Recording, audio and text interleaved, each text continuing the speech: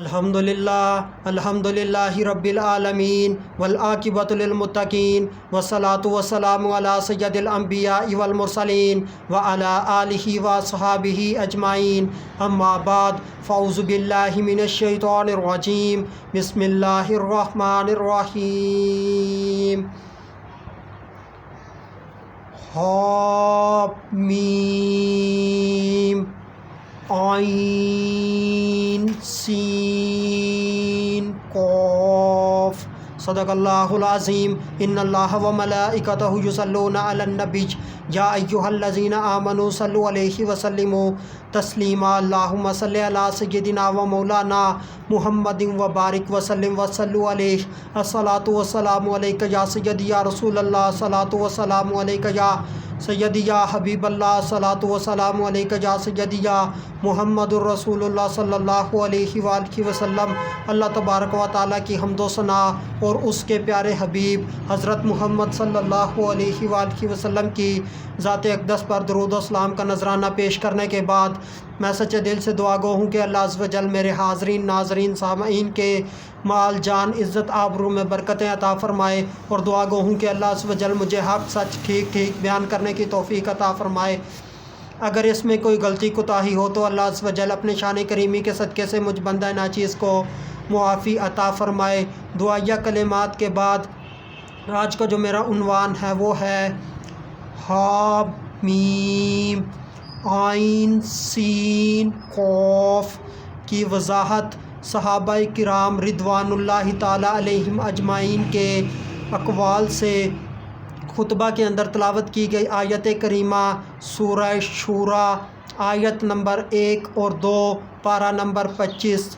ترجمہ: اس کی مراد اللہ اور اس کا رسول ہی بہتر جانتا ہے۔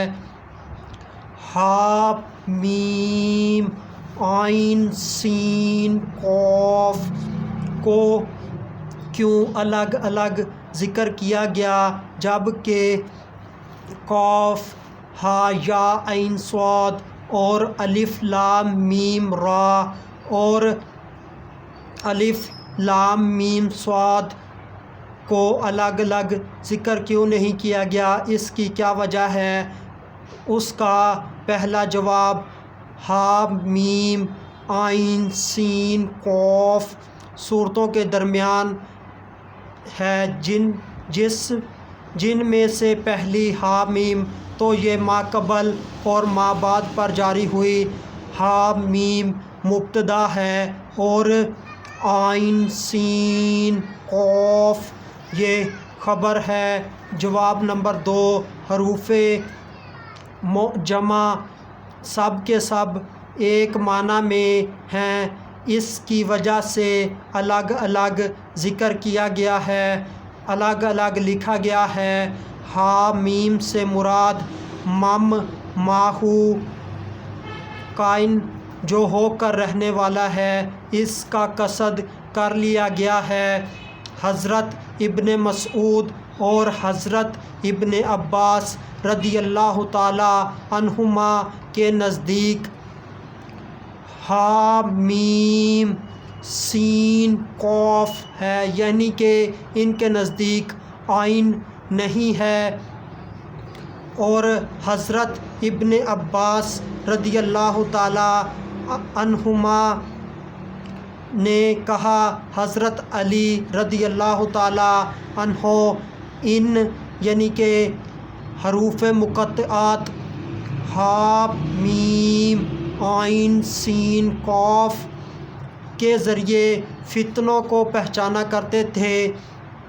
دوسرا قول ارطاط بن منذر رضی اللہ تعالی عنہ نے کہا ایک آدمی نے حضرت ابن عباس رضی اللہ تعالی عنہ سے عرض کی، جب کہ ان کے پاس یعنی کہ حضرت ابن عباس رضی اللہ تعالی عنہما کے پاس حضرت حذیفہ بن یمان موجود تھے کہ مجھے اللہ پاک کے کلام حامیم عین سین قاف کی تفسیر بتائیے۔ تو حضرت ابن عباس رضی اللہ تعالیٰ عنہما نے اس سے اعراض کیا، اس نے یعنی کہ اس شخص نے اپنے سوال کو 3 بار دہرایا، تو تب بھی حضرت ابن عباس رضی اللہ تعالیٰ عنہما نے اس کی تفسیر بیان نہ کی۔ تو پھر حضرت حذیفہ بن یمان رضی اللہ تعالیٰ عنہ نے کہا، میں تجھے اس کے بارے میں آگاہ کرتا ہوں، میں خوب جانتا ہوں کہ حضرت ابن عباس رضی اللہ تعالیٰ عنہما نے اس کی تفسیر بیان کرنے سے کیوں اجتناب کیا۔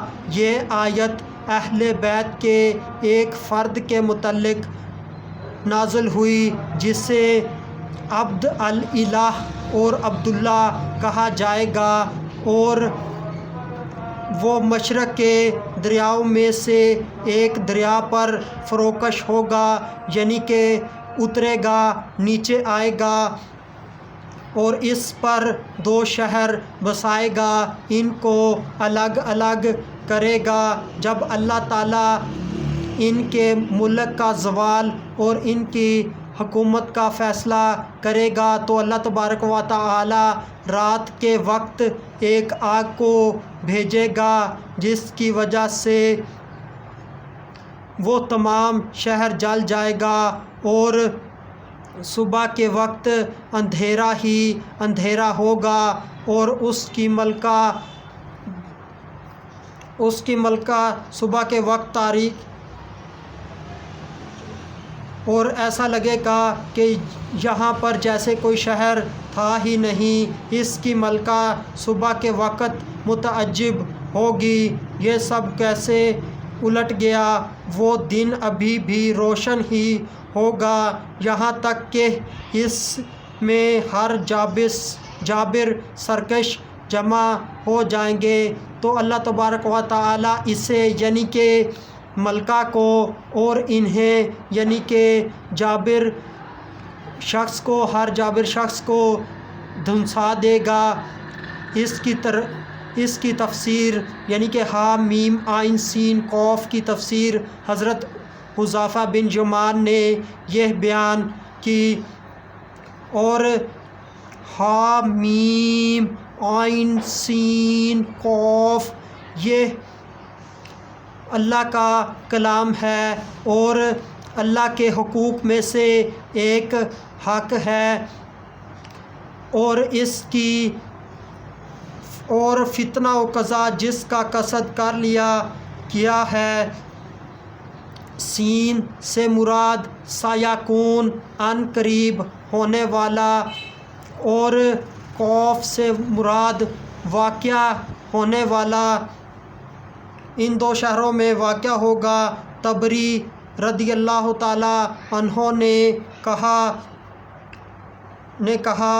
نے بیان کیا، نافع رضی اللہ تعالیٰ عنہ نے حضرت ابن عباس رضی اللہ تعالیٰ عنہ سے قول کو نقل کیا۔